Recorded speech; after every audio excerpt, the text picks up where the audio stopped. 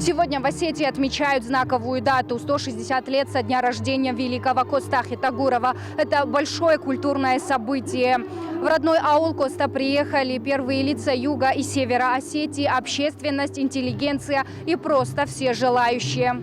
Сегодня в Осетии большой праздник. Мы отмечаем 160-летие гения осетинского народа. Он посвятил всю жизнь служению своему народу. Каждый из нас гордится им, отметил президент Южной Осетии Анатолий Бибилов, обращаясь к собравшимся с поздравительной речью.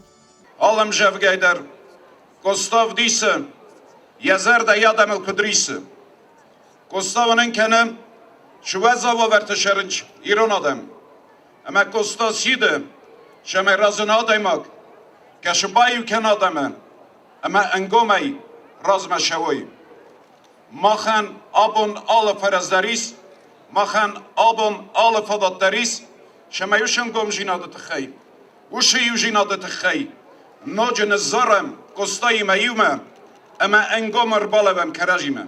Коста алла ирон адай магандар, ирестонану хазнам.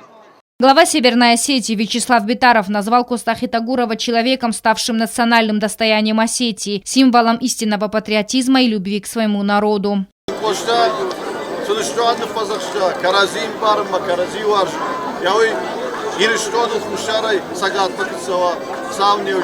В завершении официальной части состоялось масштабное театрализованное представление с участием артистов конного ансамбля Северной Осетии. Агунда Губозова, Александр Кукоев, Тамерлан Кусраев. Информационный выпуск сегодня.